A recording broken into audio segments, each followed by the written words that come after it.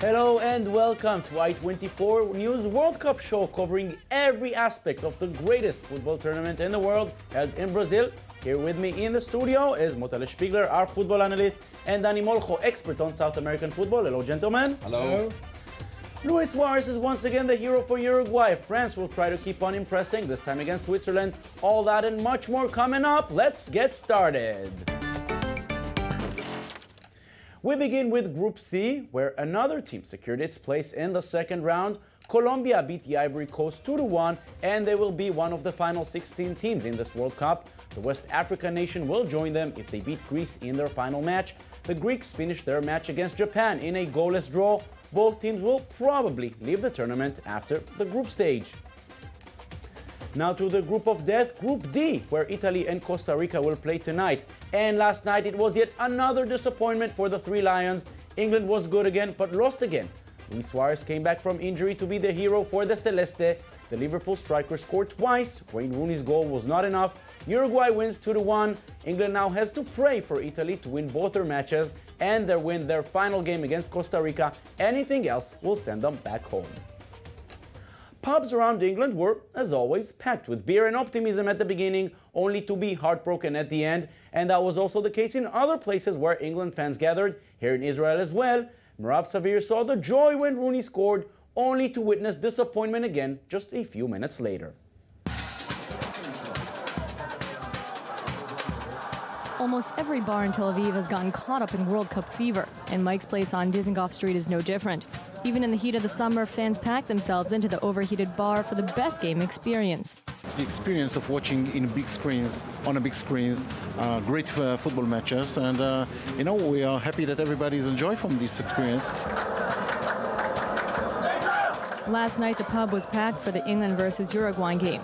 The Three Lions fans gathered through a Facebook group to watch the match, and members of the British Embassy in Tel Aviv joined them, including the deputy ambassador, who seemed optimistic towards the beginning of the match. Well, we've got a great young team, lots of talent. They're still quite young, still learning how to play together. I think if we play like we did against the Italians, where we were a bit unlucky, I think we've got a great chance actually tonight of winning. Halfway through the first, though, Uruguay took the lead with a Luis Suarez goal, frustrating the fans. But England supporters say they are used to these kinds of heartbreaks. Arguably, one of the best England matches we've seen in a while, but they're still behind, so we don't know what to expect. This World Cup is so unpredictable, you don't know what to expect. England will probably get knocked out. A group stage, quarter-final, last 16, whatever. We'll just enjoy the football, enjoy the atmosphere. That's what it's about. In the 75th minute, Wayne Rooney finally broke out, beating the critics and giving the fans something to cheer about, pumping life back into not only the team, but the fans as well. But it wasn't long until Luis Suarez regained lead for the Celeste with just under 6 minutes left in the match. He's lethal. He's a great player. We always knew he could be the difference between the two sides. So it turned out that was the case tonight. And the Liverpool forward's goal may ultimately send the Three Lions home. Motele, Luis Suarez, that's the whole difference. That's what they were missing against Costa Rica. You asked me the same question yesterday before the game, and I said that he will not be enough. Excuse me, Luis. He is a great player. Everybody knows it. But don't forget that the people in Liverpool know it. All over the season, he played alongside those five who played against him yesterday.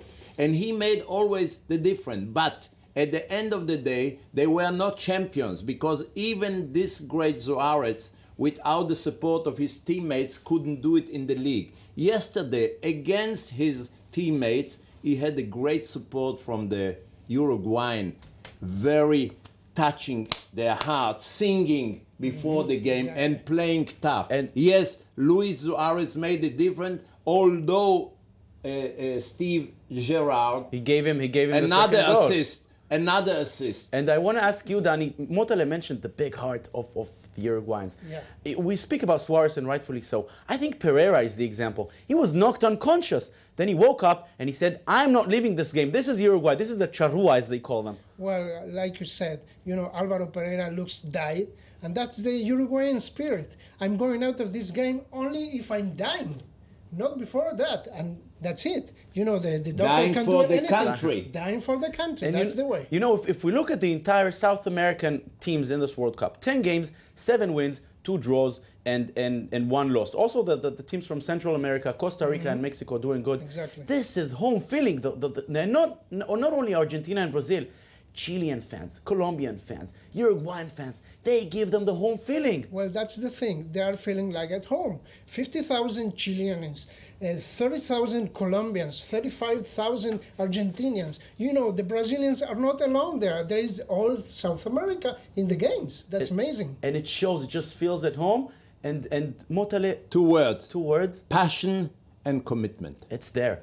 Now, we have also to speak about England. They're probably out. They still have a chance, but not a big one. Should they feel optimistic? Because both against Italy and last night as well, they were not bad. They played decent games. They are always second best. They can't feel good, but they are really playing better than usual. They are not defending with 7 players. They go forward. They always get the losing goal But why when did they are missing.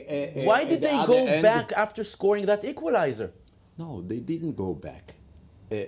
Suarez and the other players, they forced them to get back. But we cannot forget the chance Sturridge had just before we got the losing goal and the long pass of the goalkeeper from Uruguay. Yeah. And the touching the ball by 85 Gerrard. minutes. This is not an organized attack. This is unlucky England, as usual, if you want, and hero Suarez, as usual. For Uruguay.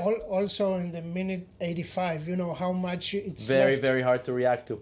Now, let's move on to the games coming up tonight in Group E. Winners of the first game, France and Switzerland, will face off in Salvador. That game is at 7 p.m. GMT.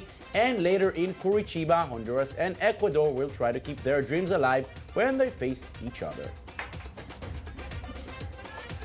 Motale, we saw France in the first game, very, very impressive, but that was against Honduras. Can they do it again, this time against Switzerland? Otmar Hitzfeld, that's a different story.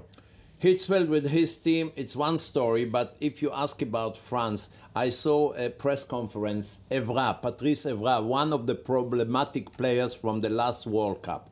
He said 2 days ago, when we will meet years after, we will not talk about being together a great team. We will talk us playing for our country. And to hear it from a French player in 2014, this is the big difference. And this is because Deschamps is the coach, the manager, the players are together, even though they forgot in the airport, Ribéry. Without the big star as a unit, they can go all the way. And the Vive la France. But also, they say Ribéry is smoking marijuana in Spain now. maybe with a Only at Spanish the team. halftime. The Swiss, on the other side, a good team, solid team, very organized. Not only a good team, very organized, they have very good substitute players. Both have scored. The winning goals comes from, Exactly. you know, you look at Hitzfeld and you know nothing wrong can happen. They are quiet, they are calm, and they play a collective game. They go back, all of them, when they have to, and they attack, and they are a modest team, but it will be a tough game, but I can see France arriving at least 1 centimeter before. And Danny, I want to ask you about Ecuador, probably the third team in this group. They were very unlucky not to get a point in their first match against Switzerland. Can they actually make it in this group, or will it be a huge surprise if it's not going to be France and Switzerland? Well, you know, there is a big player there in Ecuador. It's Valencia from Manchester United. But the other players, they are very young. And, you know, the experience is the key here. That's why maybe they lost the game against Switzerland. Yes, perhaps a more experienced team would be able to defend a bit more.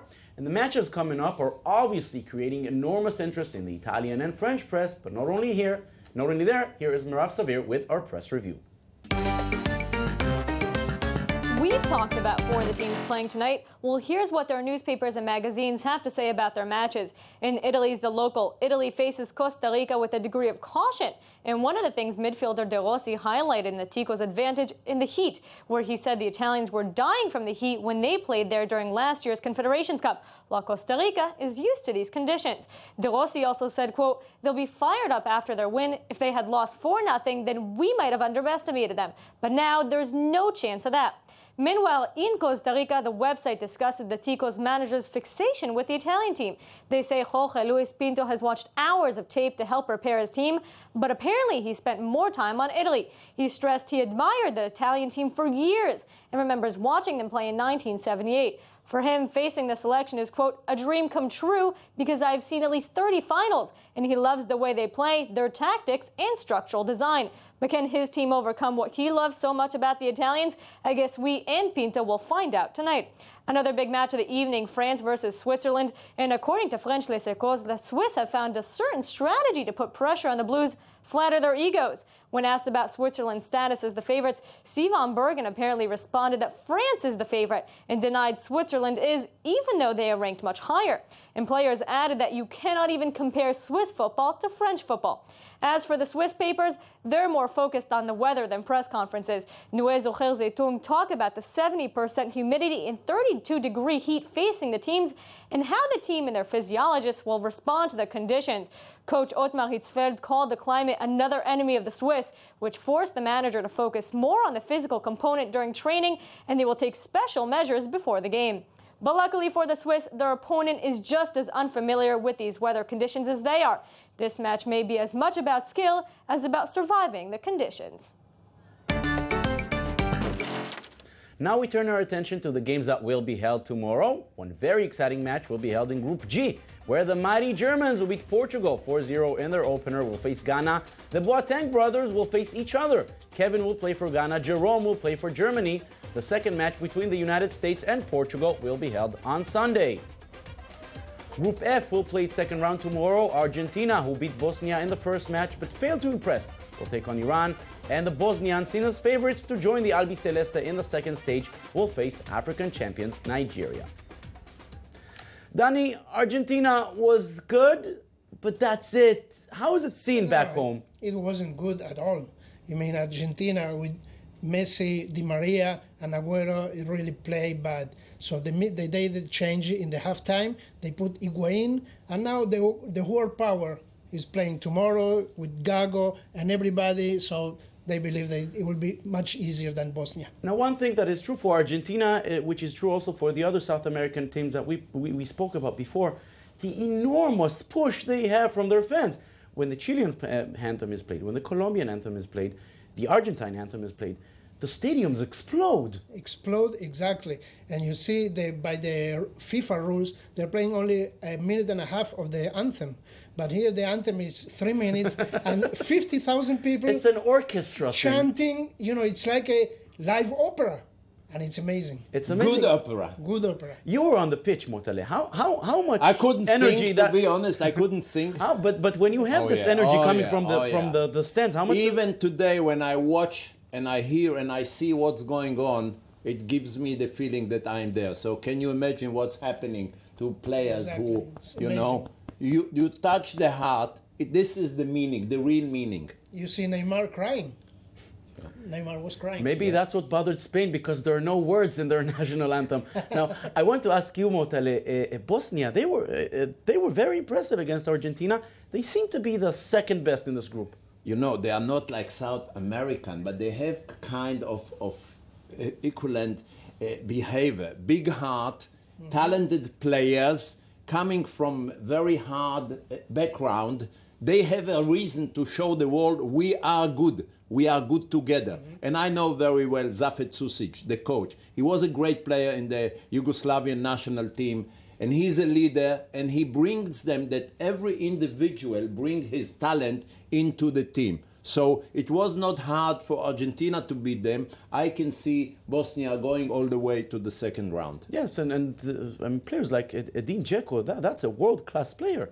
he's there to do his job, to score goals. Exactly. Also Pjanic, from Rome. Oh, he's Excellent great. players. Yes. So what you're saying, Danny, is we saw Argentina a bit stumbling in their first match against Bosnia. We should expect something different from the Albiceleste tomorrow against Iran. We hope so, because if not, Sabella will be in real trouble. Messi won the championship. That's it. Yeah, obviously. So a lot to expect those games tomorrow, a lot to expect from the games tonight. Danny Molcho, Motele Spiegler, what a great pleasure to have you both here. Thank you very, very much. you. You're welcome. And that's it for us today. It was a great pleasure to have you with us as well. Thank you for watching. We'll see you here again on Sunday, and have a beautiful, beautiful day.